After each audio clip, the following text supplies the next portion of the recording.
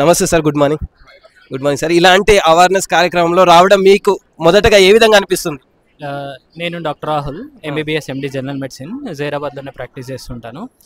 జనరల్గా హాస్పిటల్ సెటప్లో కానీ క్లినిక్ సెటప్లో కానీ పేషెంట్స్ మన దగ్గరికి రావడం జరుగుతుంది. సో ఇలాంటి అవగాహన అనేది మన దగ్గరకు వచ్చిన పేషెంట్స్కి మాత్రమే మనం చెప్పగలుగుతాము.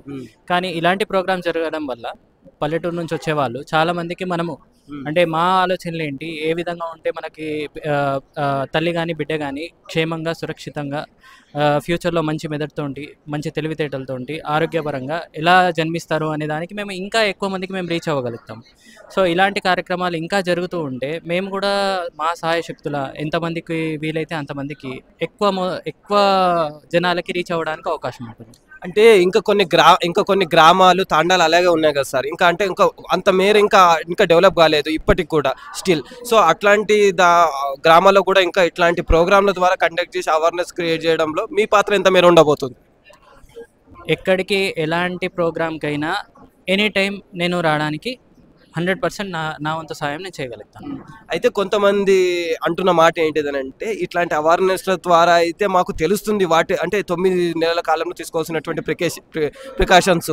కానీ కొంతమేర కిట్స్ ఏదైతే కిట్లు ఇచ్చేటటువంటిది ఉంటుందో దాని మీద కూడా గవర్నమెంట్ కొంచెం జాగ్రత్తగా తీసుకోవాలంటే, ఇంతకుముందు ఉన్నటువంటి గవర్నమెంట్ మొదటి బిడ్డ రెండో బిడ్డకి ఇచ్చేవాళ్ళు కదా, ఇప్పుడు మూడో బిడ్డ. అంటే తెలంగాణలో పుట్టినటువంటి ప్రతి బిడ్డకు కూడా గవర్నమెంట్ తరపున ఎంతో కొంత ఒక కిట్ లాంటిది ఏదో ఉంటే బాగుంటుందని అనుకుంటున్నారు అనమాట. ప్రతి తల్లి కోరుకుంటుంది. సో దాని పట్ల మీరు ఏమనుకుంటున్నారు యాజ్ ఎ డాక్టర్గా? ఒకటండి, మీరు అన్నట్టు కూడా జనాలు అంటే కామన్ మ్యాన్గా ఆలోచిస్తే మీరు అన్నది 100% కరెక్ట్.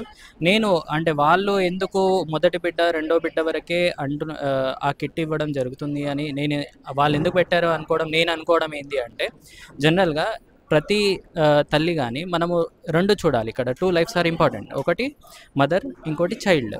సో ఫస్ట్ బిడ్డ జరిగేటప్పటికి జనరల్గా ఇప్పుడు మనకు ఆల్రెడీ లేట్ మ్యారేజెస్ అవుతున్నాయి. ఇప్పుడు ఒకప్పుడు అంటే 19-20 ఇయర్స్ వరకే ఒకటి లేదా ఇద్దరు పిల్లలు అయిపోయేవాళ్ళు. ఇప్పుడు 24-25 ఇయర్స్ వరకు మ్యారేజ్ అవుతున్నాయి. సో పెళ్ళైన తర్వాత ఒక 1 year 2 yearsకి కూడా మనకు ఫస్ట్ చైల్డ్ వచ్చాడు అనుకోండి. సో అప్పటికి తల్లి ఏజ్ జనరల్గా 28 years అలా అవుతుంది. సెకండ్ కిడ్ అంటే జనరల్గా 30. కానీ దాని తర్వాత వచ్చే పిల్లలు 30 దాటిన తర్వాత కిడ్నీ కనడం అనేది కరెక్ట్ కాదు. సో అది బిడ్డ డెవలప్మెంట్ మీద ఎఫెక్ట్ అవుతుంది. తల్లి ఏజ్ కూడా ఇంపార్టెంట్. ఏ ఏజ్లో గర్భవతి అయ్యారు అనేది ఇంపార్టెట్. రెండోది, సరే తక్కువ ఏజ్లో ఉన్నప్పుడు కూడా వాళ్ళు 3వ గర్భం 4వ గర్భం దాల్చినప్పుడు కూడా వాళ్ళ యూటరస్ అనేది వీక్ అవుతుంది. సో ఫస్ట్ బిడ్డకు ఉన్నంత అంత హెల్తీగా యూటరస్ 3rd or 4th ఉండదు. ఇంకొకటి, ఎప్పుడైతే 4-5 బిడ్డల కన్నా తల్లులు ఉంటారు కదా, వాళ్ళు 50 years 60 years అనేది అయిన తర్వాత వాళ్ళ యూటరస్ అనేది లూజ్ అయిపోయి కిందికి జారిపోతుంది. ప్రొలాప్స్ యూటరస్ అంటాం. అంటే ఇప్పుడు మనం 3వ బిడ్డకి 4వ బిడ్డకి కిట్ ఇవ్వడం వల్ల అంటే ఇండైరెక్ట్గా మనమే ఎంకరేజ్ చేస్తున్నాము. ఇక్కడ మొదటి 2 బిడ్డలకి తల్లి ఆరోగ్యంగా ఉంటుంది, పుట్టబోయే బిడ్డ కూడా ఆరోగ్యంగా ఉంటారు. నేను అనుకోవడం గవర్నమెంట్ ఈ ఆలోచనతో ఉంటే, ఎందుకంటే జనరల్గా ఏ స్కీమ్ జనాల్లోకి తీసుకొని వచ్చినా కానీ గవర్నమెంట్ అనేది క్షేత్రస్థాయిలో అందరితో డిస్కస్ చేస్తుంది.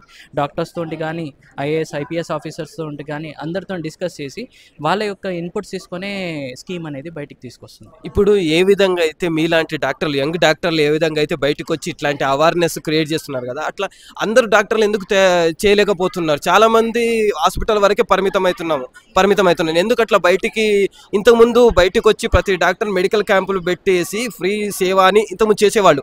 ఇప్పుడు అది తెలంగాణలో ఎక్కడ కనిపిస్తలేదు, అసలు ఎక్కడ కూడా కనిపిస్తలేదు. అది ఎందుకంటారు? ఎక్కడ ఫెయిల్యూర్ అవుతుంది అది అక్కడ? ఒకటండి, ఇప్పుడు అంటే ప్రతి ఏ ఫీల్డ్లో తీసుకున్నా ఒకరు సొసైటీకి చేయాలనుకునే వాళ్ళు ఉంటారు, ఇంకొకరు వాళ్ళ పని మా పని వరకు చూసుకుంటే చాలు అనే విధంగా 2 దృక్పథాల వ్యక్తులు ఉంటారు. అది ఏ ప్రొఫెషన్ అయినా సరే. ఇప్పుడు ఫ్రీగా క్యాంప్ చేయడం కానీ లేదా ఇలాంటి అవేర్నెస్ ప్రోగ్రామ్కి పిలిస్తే రెడీగా ఉండడానికి చాలామంది రెడీగా ఉన్నారండి. రెడీగా లేని వాళ్ళ దాని గురించి వదిలేసిన, మనకి ఇప్పుడు ఈరోజు జానకి మేడం వస్తున్నారు, గైనకాలజిస్ట్. ఇంకా వేరే అవేర్నెస్ ప్రోగ్రామ్స్లో చాలామంది డాక్టర్స్ పార్టిసిపేట్ చేస్తున్నారు. డెఫినెట్గా డాక్టర్స్ రాకుండా అయితే ఏ ప్రోగ్రామ్ జరగట్లేదు. మా వరకు ఇన్ఫర్మేషన్ ఇచ్చినప్పుడు మాత్రం నాకు తెలిసి 70-80% డాక్టర్స్ విల్లింగ్గా ఉంటారండి. సో ఇన్ఫర్మేషన్ అనేది కరెక్ట్ వేలో రీచ్ అయింది అనుకోండి. ఇప్పుడు ఫర్ ఎగ్జాంపుల్ ఈరోజు నా ఫ్యామిలీ ఫంక్షనే ఉంది మధ్యాహ్నం నుండి. ఒకవేళ ఈ ప్రోగ్రామ్ కనుక మధ్యాహ్నం పెట్టుంటే నేను అటెండ్ అయిపోయేవాడిని కాదు. సో పర్సనల్ టైమింగ్స్ బట్టి డాక్టర్స్కి అనేది ఫిక్స్డ్ టైమింగ్స్లో వర్కింగ్ అవర్స్ లేదు కదండి. ఇప్పుడు నైట్ ఎమర్జెన్సీ కేసు వచ్చింది అనుకోండి, నేను అటెండ్ అవ్వాల్సి వస్తుంది. ఇప్పుడు ఇదే టైంకి మనం 10 o'clock ప్రోగ్రామ్ ఉంది, కానీ 10 o'clock నాకు ఎమర్జెన్సీ కాల్ వచ్చింది అనుకోండి, నేను అక్కడికి వెళ్ళాల్సి వస్తుంది. అలా అయితే మీలాంటి యంగ్ డాక్టర్లు ఈ అవేర్నెస్ వైపు చాలా మట్టుకు వెళ్తున్నారు. నేను చాలా చూశాను. అంటే భారతదేశం మొత్తం కలిపి యంగ్ డాక్టర్లు ఎప్పుడైతే ఇప్పుడు ఈ యంగ్ డాక్టర్లు ఉన్నారో వాళ్ళు పల్లె నుంచి ప్రతి పల్లెకు ప్రతి తాండాకు వెళ్ళడం కానీ ఏదో ఒకటి మెడిసిన్ ఎక్కడ ఉందో లేదో అవేర్నెస్ క్రియేట్ చేయడం. అంటే టోటల్గా వాళ్ళు హాస్పిటల్లో డాక్టర్లు అయి ఉన్నప్పటికీ కూడా ఎంతో కొంత టైం తీసుకొని ఇప్పుడు మీరు ఏ విధంగా అయితే అవేర్నెస్ కోసము ఒక సొసైటీలో హెల్ప్ చేయడానికి ఈ అవేర్నెస్ కల్పిస్తే పుట్టబోయే బిడ్డకు చాలా బాగుంటుంది అనేది సేవా దృక్పథంతో మీరు వస్తున్నారు కదా. ఈ రకంగా మీరు వచ్చినట్లు అంటే మీరు ఉన్నటువంటి ఈ సేవా దృక్పథం మిగతా డాక్టర్లు చాలామంది తక్కువ ఉంది యాక్చువల్గా చెప్పాలంటే. అంటే యంగ్ డాక్టర్లలో ఎందుకు వాళ్ళు డబ్బు వైపు పరిగెత్తుతున్నారు? అదే కొంతమంది ఉన్నారు అట్లే కొంతమంది సొసైటీలో మీలాంటి వారు కూడా ఉన్నారు. మరి అంటే ఈ రెండు కంపారిజన్ ఏంటి నాకు అర్థం కాలేదు అసలు. సరే, మిగతా వాళ్ళ గురించి నేను కామెంట్ చేయదలుచుకోలేదు. మన ఆలోచన విధానం అండి. ఇప్పుడు అంటే మనము అన్నీ చూడాలి ఫస్ట్ నుంచి.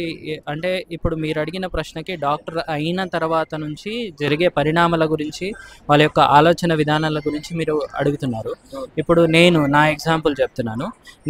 ఇప్పుడున్న విద్యకు అయ్యే ఖర్చు మీరు చూసుకోండి. లాస్ట్ ఒక 10 yearsలో మీరు చూడండి, ఒక సీట్ కానీ ఒక ఎంబీబీఎస్ స్టూడెంట్ పెట్టే ఖర్చు కానీ, తల్లిదండ్రులకు అయ్యే ఖర్చు కానీ, ఇవన్నీ కూడా అంటే ఒక మిడిల్ క్లాస్ వ్యక్తి ఎంబీబీఎస్ అయ్యి పీజీ అవ్వాలంటే కనీసము 3-4 కోట్ల ఖర్చు అవుతుందండి.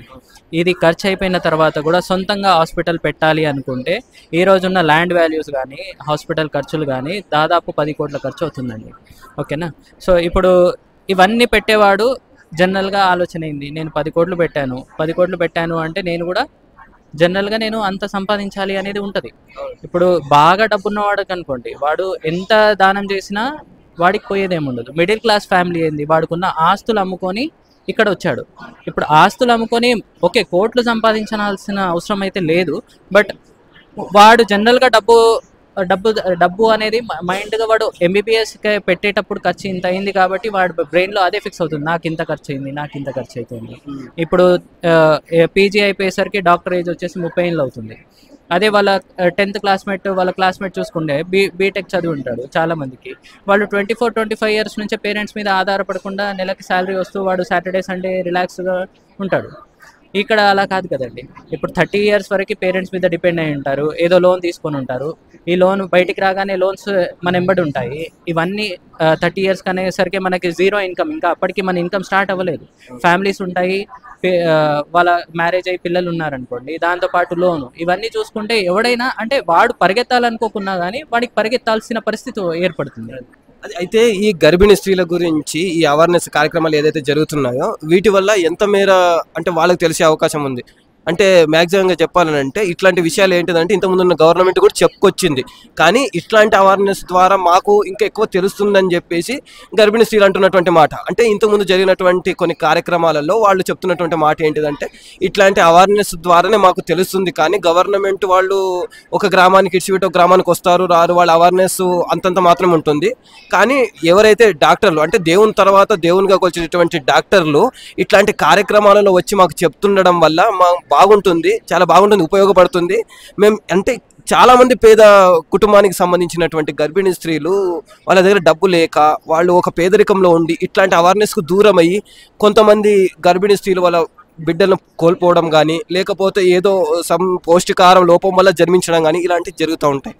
కానీ ఇట్లాంటి మంచి కార్యక్రమానికి పూనుకున్నటువంటి ఇట్లాంటి ఆర్గనైజేషన్ లోపల మీరు ఒక భాగస్వామిగా అయిపోయారు. అయితే డాక్టర్గా మీరు ఫ్యూచరిస్టిక్ డాక్టర్లకు కానీ ఫ్యూచరిస్టిక్ సంబంధించి వచ్చేటటువంటి డాక్టర్లు కానీ ఏ సందేశం ఇవ్వాలనుకుంటున్నారు ఇట్లాంటి అవేర్నెస్ కూడా? అంటే ఒక గర్భిణీ స్త్రీల గురించి కాదు, అంటే ఒక వ్యక్తి ఏవైతే పేదరికంలో ఉన్నటువంటి వ్యక్తికి కనీసం దొరకాల్సినటువంటి పౌష్టికాహారం అవేర్నెస్ మీద ఒక డాక్టర్గా ఇంకొక వ్యక్తి అంటే వచ్చే డాక్టర్లు ఏ విధంగా ఉంటే బాగుంటుందని మీరు వాళ్ళకి ఏ సందేశం ఇవ్వదలుచుకున్నారు? డెఫినెట్గా అండి, పేదరికం నుంచి ఖచ్చితంగా పేదరికంలో ఉండడం వల్ల ఒకటి, రెండోది వాళ్ళు పల్లెటూరులో ఉండడం వల్ల చాలా మట్టుకి ఇన్ఫర్మేషన్ అనేది రీచ్ అవ్వదు. ఫర్ ఎగ్జాంపుల్ ఇప్పుడు మా ఇంట్లో మా భార్యనే రీసెంట్గా ప్రెగ్నెంట్.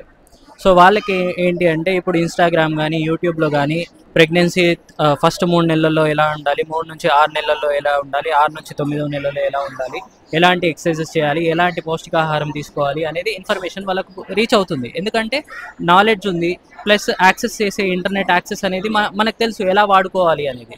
కానీ పల్లెటూరులో ఆ ఎడ్యుకేషన్ అనేది లేదు.